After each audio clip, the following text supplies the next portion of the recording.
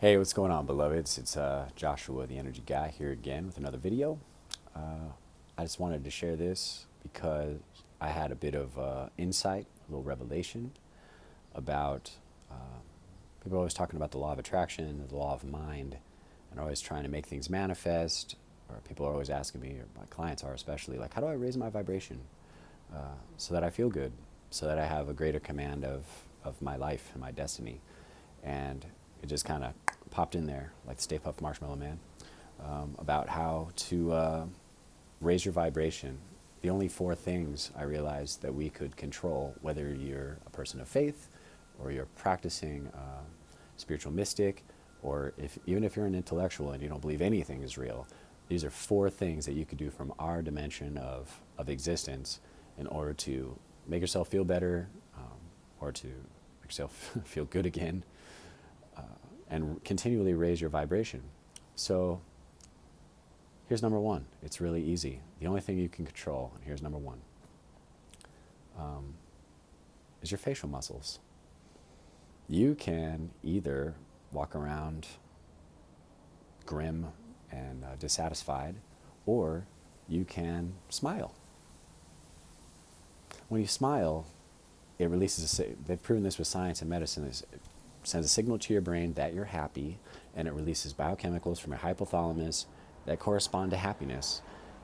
They've done experiments where they get people in a state of deep anger or rage, and they smiled. They just contracted their facial muscles as hard as they could, and and within minutes, it became impossible to maintain a state of anger. Like your train of thought, the sequencing of your thoughts, it's almost like a DNA chain, and your emotions are like the RNA. So if you think something horrible, the RNA of the emotion will be a negative vibration or feeling. So feeling will match the thought that you're holding. If you wish to involuntarily control that, you can, no matter what state you're in, you can smile and just retract your lips, and it will, over time, if you've gotten into a deep rut of negative thinking or feeling, it will change you biochemically. Just smiling alone will change your state of awareness, the thoughts that you can have access to, and your overall ambiance of feeling and emotion. So try it. If you're deeply depressed, it's probably something you're paying attention to that's negative, but you could switch that by simply contracting your face and squeezing it into a smile. Even if it's insincere, within minutes you'll involuntarily be thinking, oh, puppies, oh, things that will make you joyful in some manner, or remind you of joyfulness. Number two, the only thing that you can control is also your speech. To say it or to not say it. The word is in your own mouth. Even if you're thinking something negative, if you don't express it verbally, it doesn't resound off your tongue into reality, the tongue being connected to your heart, you, in many ways, at least from a mystical standpoint, creating a reality via the words that you speak. And that's also reflected in the Four Agreements by Don Miguel Ruiz, is have integrity with your word. That alone can change your entire reality by just discontinuing to speak on what negative things that you've been thinking about or pondering to other people, or out loud about yourself, or to yourself. If you just keep it in your own mouth and close your lips and hopefully add a smile, then your vibration will involuntarily continue to rise. If you don't especially complain, condemn things, or criticize things, which is one of the worst addictions you can have, that every human being, I feel, is attempting to break, your life will be awesome. Your life will be awesome. According to Don Miguel Ruiz, 50% of the negativity in your life will disappear if you just keep your mouth shut and not share and like energetically regurgitate on other people to relieve yourself of the discomfort. You can just keep it inside and hopefully smile a little bit, and your vibration will involuntarily climb. People think, like, I have to get this out. You so don't. And people, A, don't give a crap, and B, don't want to hear it. And everybody thinks they do, but no one does. Absolutely nobody. So that'll help you raise your vibration and your general attractiveness to other people because they'll want to be around you. No one likes to be around negative people, even if they're super intelligent or they have really articulate opinions. If it's negative, nobody wants to hear it. And generally, no one cares anybody anyway, except about their own opinion, really. And everybody's got one like an asshole, right? So anyways, that's the second thing you control. Say it or don't say it. If it's negative, don't. I heard it brilliantly put once by Sadhguru. There's two criteria for speaking. Is it true? And is it pleasant? If it's neither of those things, if it's not both of those things, keep it to yourself. And your overall happiness and your vibration and your emotional set point will continue to rise. The third thing you can control in this reality, whether you believe it or not, whether you believe in metaphysics or spirituality or not, is your breathing. It's the only involuntary and voluntary process that really we get to have access to. You're not consciously beating your heart or your digestive process is none of that. You have the ability to alter the pace and depth of your breathing.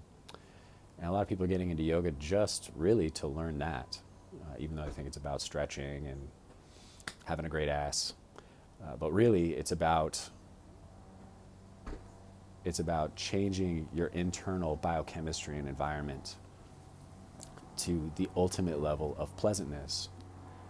You can almost correlate, I'm sure even medically, that there's a lot of literature on this, but shallow breathing will cause every sort of, if you see sick people, they're always breathing shallowly. If people are in rage or negative, they're always breathing shallowly.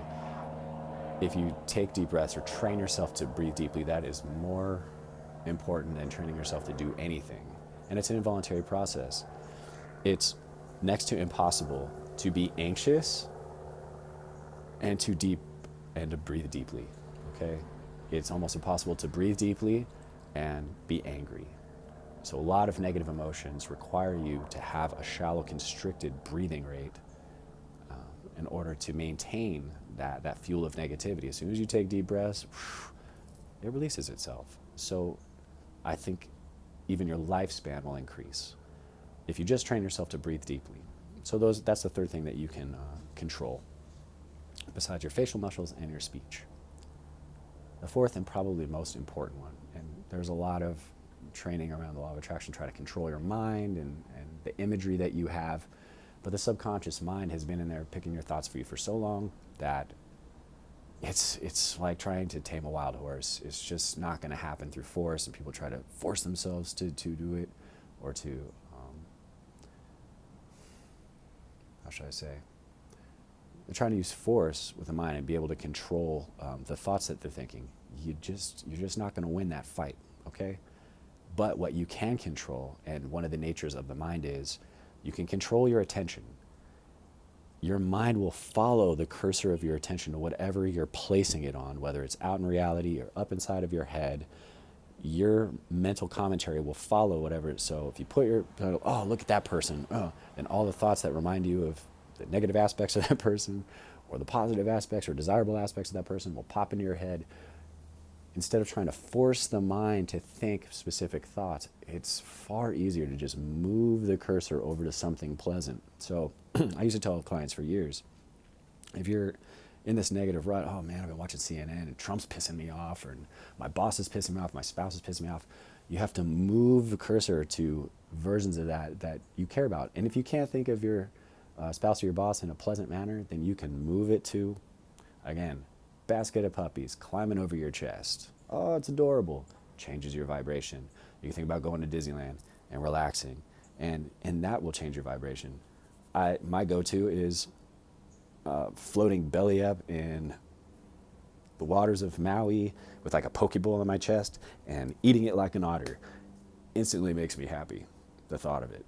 So the key to training the mind to follow positive tracks and that make that DNA chain trend upward as opposed to downward, and it will trend downward by default. It's programmed to do that because it's a survival tool. To trick it, or I should say train it, to trend upward into higher and higher, more and more pleasant and positive thinking. And pleasantness is your keynote for knowing if it's going in the correct direction. Unpleasantness this way, obviously, is to constantly notice when you're uncomfortable. When there's an uncomfortable feeling, you can just check on what your cursor of attention's on, and it'll be something negative 100% of the time. So you just have to be like, okay, where can I put this cursor so that it's just even slightly more improved? And a lot of this training can be found in Esther Hicks's Asking It Is Given. The Teachings of Abraham cover that extremely efficiently, and I would highly encourage you to buy her book. It can train you in many ways, and also the Four Agreements by Domingo Ruiz, about training your attention in ways that just bring you pleasantness. Sadhguru's talking about that all the time. Pleasantness is your keynote. So your attention can either be on the outer world or on whatever you think the creator, or whoever the creator is. You call it God the Father, Yahweh, Allah, the Great Mother. There's only one source of creation. So just place your attention on it, and hopefully adoration as well, and then you'll start to feel good. And you have to train yourself to feel good, because the ego by default will try to drag you down into negativity. So, piece of cake, right? Right. Even I'm not a master at it. I'm still working on it. So, 4 things you can control: facial muscles, smile, your speech. If it's negative, keep it to yourself. No one wants to hear it. Swear, nobody cares. And so don't say it unless it's pleasant and true. Breathing deep. Train yourself to breathe deeply. Go to a yoga class. Meditate and focus on the breath. That's how Buddha attained his enlightenment, according to him. Focus on the breath, called pranayama. And also train your attention to trend toward positivity and pleasant subject matter and thoughts. It's okay to daydream. It's okay to focus on the things that make you happy. Okay? So that's the 4 things you can control. That's it, at least from this dimension of reality. Let everything else go, okay? And feel good. Life's too short to not feel good. And your mind will follow your good feelings, and your good feelings will train for better thoughts, which create a heaven on earth for you. So I hope this video has been useful to you, and I love you, and I hope you have a lovely day.